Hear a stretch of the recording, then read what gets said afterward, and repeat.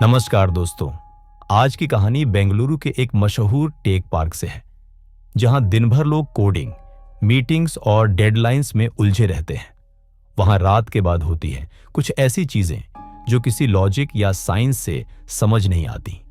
ये कहानी है रितेश की, एक सॉफ्टवेयर डेवलपर जो 2022 में बेंगलुरु शिफ्ट हुआ था अपनी पहली एमएनसी जॉब के लिए। कंपनी का ऑफिस था व्हाइटफील्ड के एक बड़े टेक पार्क में।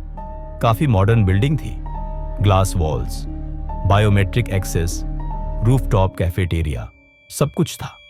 लेकिन जो चीज सबसे अलग थी वो थी उस बिल्डिंग का ब्लॉक सी। ब्लॉक सी के बारे में पुरानी कहानियां थी। कहा जाता था कि पहले वहां एक कंस्ट्रक्शन एक्सीडेंट हुआ था, लिफ्ट गिर गई थी और 3 लोगों की मौत हो गई थी। तब से वो ब्लॉक कभी प्रॉपरली फंक्शनल नहीं हुआ। लेकिन रितेश को इन बातों से कोई फर्क नहीं पड़ता था।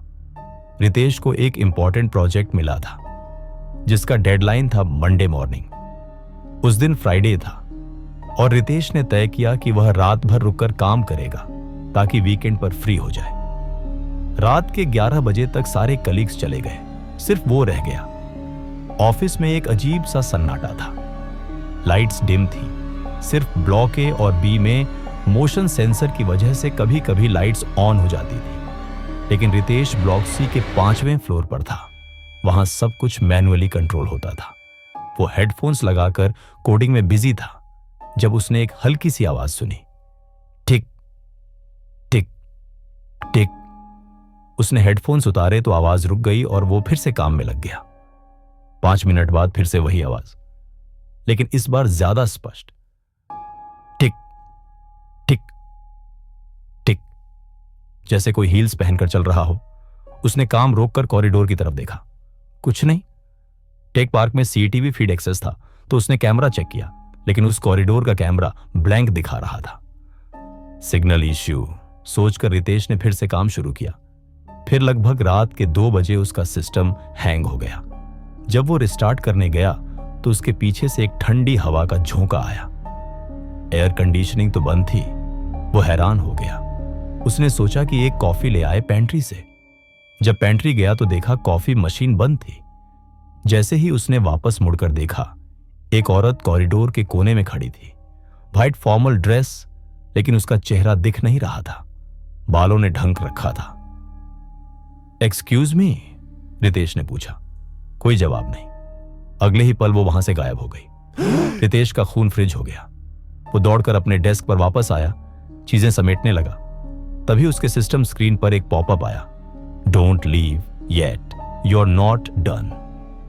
रितेश ने तुरंत सिस्टम शट डाउन किया और लिफ्ट की तरफ दौड़ गया।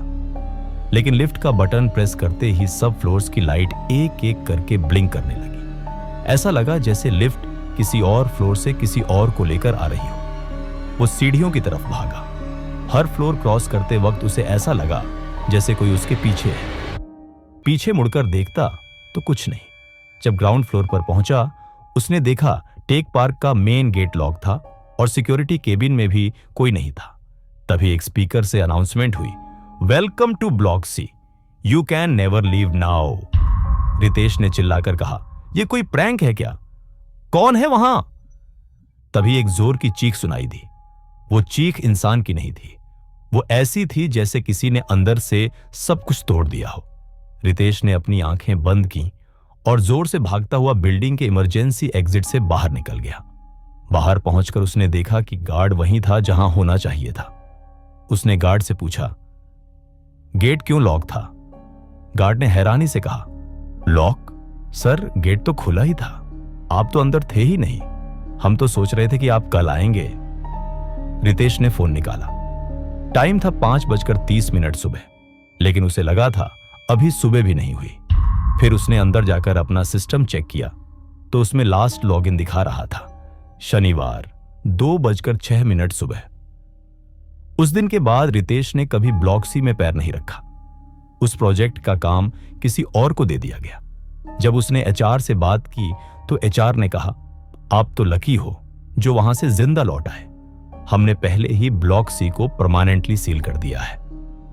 लोगों का मानना है कि जो 3 लोग लिफ्ट एक्सीडेंट में मरे थे, उनमें से एक औरत थी और उसकी आत्मा अब भी वहां भटक रही है। किसी भी डेवलपर को जो रात में अकेले काम करता है वो टारगेट करती है। तो दोस्तों, अगर आप भी कभी किसी टेक पार्क में रात भर रुकने का प्लान कर रहे हैं तो एक बार सोच लेना, कहीं आपका सिस्टम भी खुद से मैसेज ना भेज दे, don't leave yet, you are not done. मिलते हैं अगले एपिसोड में एक और डरावनी कहानी के साथ। तब तक के लिए अंधेरों से दूर रहिए। शुभ रात्रि।